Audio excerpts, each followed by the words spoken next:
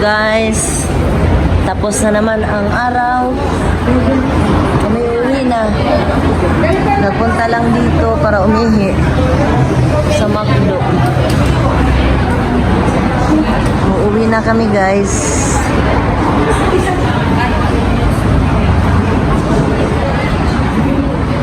Lagi bubble tea, lagi tayong nagsimula ng bubble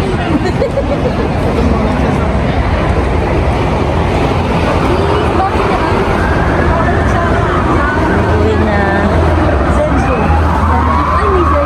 Sa Piggy. Sarap din doon. Halo-halo, masarap din yung halo-halo. Halo-halo na lang. Oo, halo-halo na lang.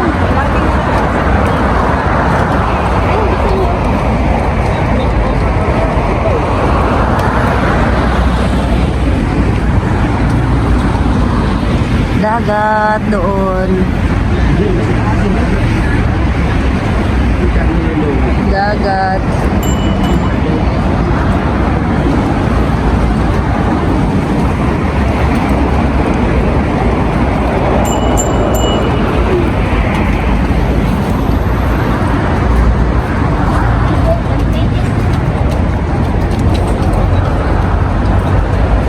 La la la la.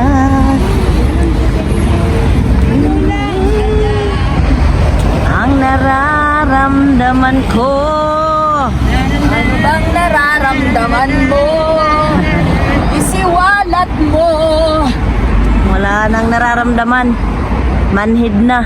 Ay, yung babagsak mo. Ano, balik sa balik.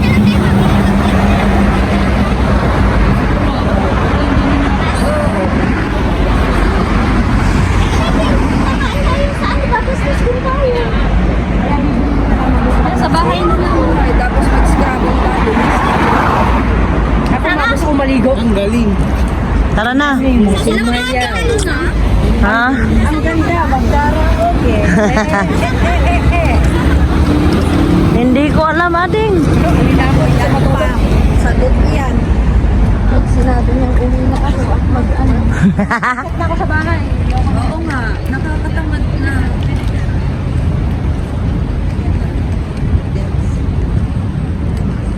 Buti nakalaro si Dems eh ko. Kaya nga sabi niya maglaro na. Umitim pala ng ilong ko. Nakita ko sa salamin. Umitim na siya kanina nga sa babad siya. Pulang-pula na si Jera. Kumamaya. Tingnan mo eh yung kulay niya. Ay, may park para dito. Dito lang nilalagyan mo lang sunset. Ang cute. Ayun, sa loob. Pero hindi naman niya ito pwedeng puntahan. Hindi ba? Hindi. Pwede. Pwede, pastora. Kaya lang, parang nababahaan siya dyan. Doon, oh, doon daan. Doon. May daanan doon. Merong pumupunta dyan, ano, yan o, tinan mo, nalagyan ng ganyan. Oo. Hindi pwede, hindi nagpupunta. Hindi, hindi ba ito paaralan? Sarado. Paaralan nata eh. Parang. Nagkakawag na gabi ko yun, naging dami sikit na lang yun. Hala, andyan na! Bilisan natin. Putang ba natin? Oo. Wala namang dumaan, kaya... Bilisan natin. Nagsaya, abot tayo.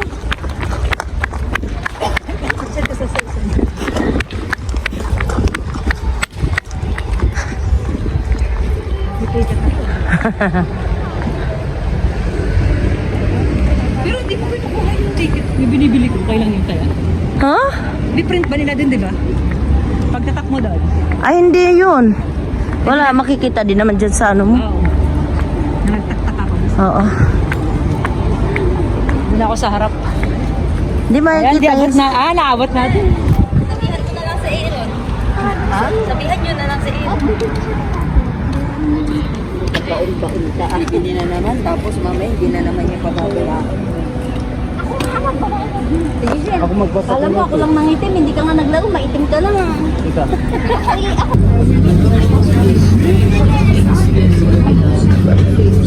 Sorry ka na.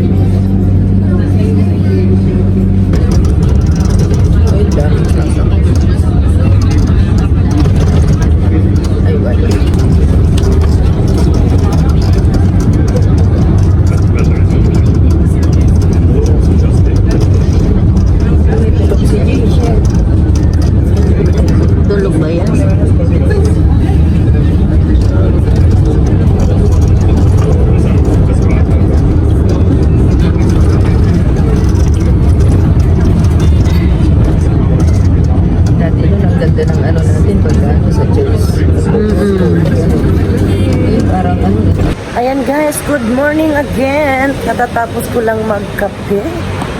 At yan, tayo ay takbo. Tayo papasok na ng trabaho. At yan nga, ako pupunta na sa aking bus. Sa bus. Punta na ako sa bus. Tapos lang magkape. At ito yung aking daanan. Oh, green.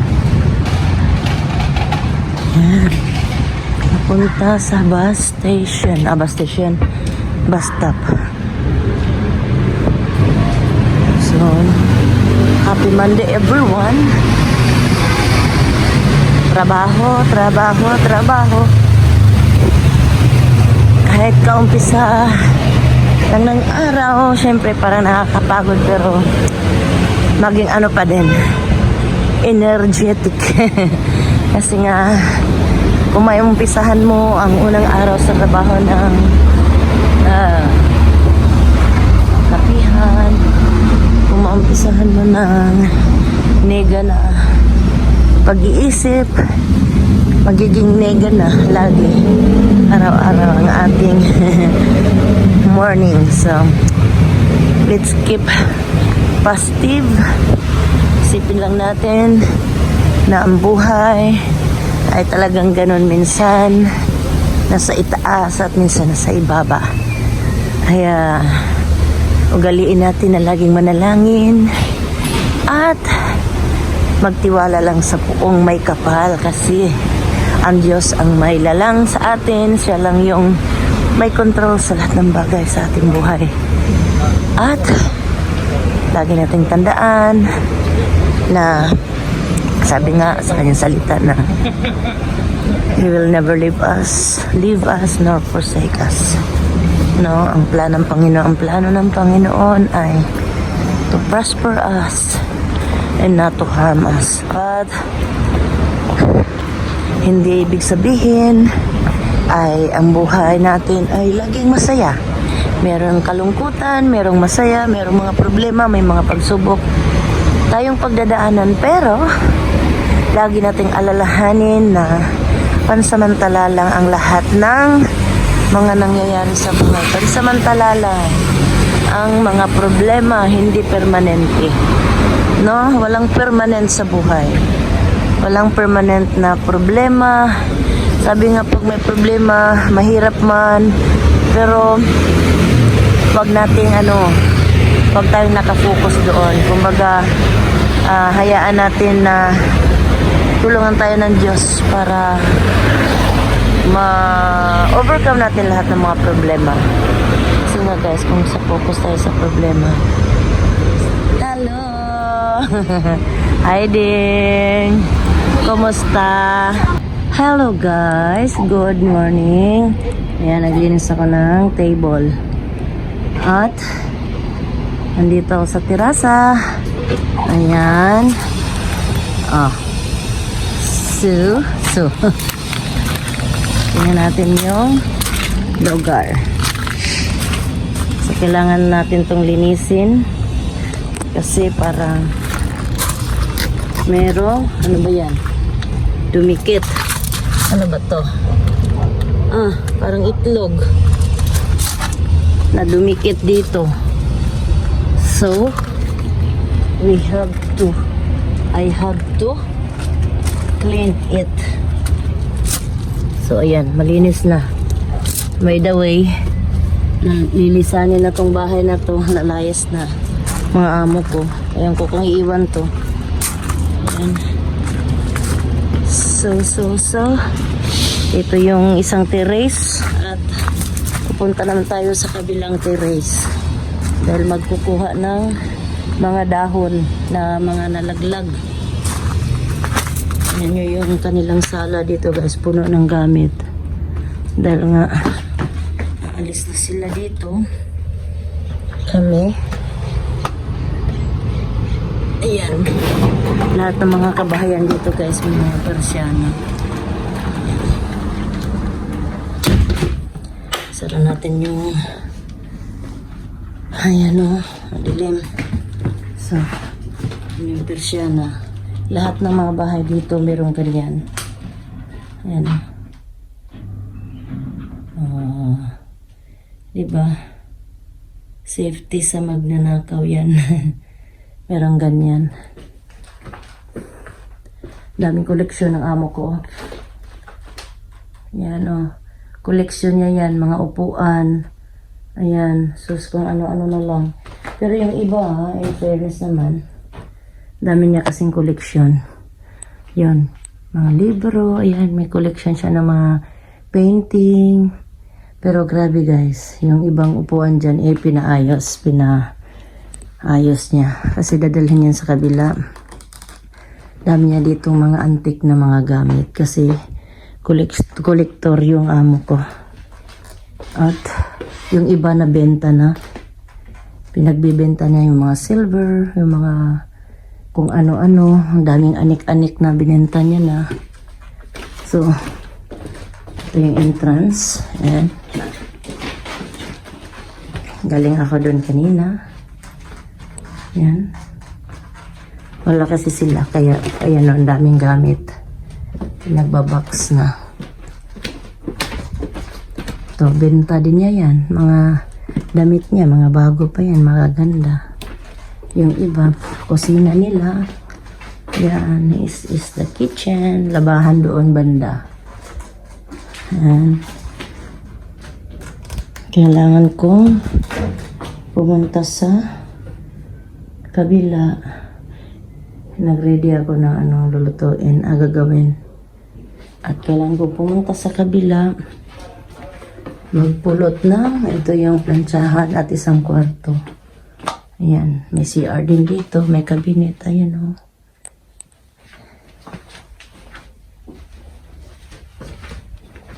Ito yung kwarto ng amo ko. Matanda. Diretso doon sa terrace. Mayroon din siyang pintuan doon. CR niya dito. Malaki. Ayan o. Yan, meron pang bathtub. Tapos, yan. Malaki tong bahay na to, buong ito, baka nila to. So, kailangan nating pumunta dito sa terrace. Ayan, daming kailangan pulutin. Oh, ito pamimigay na din tong na to. Yung mga na yan, ipamimigay na. So, ayan So guys, see you to another ating video ulit. So hanggang dito na lamang tayo. God bless us all. Love you guys. Bye bye.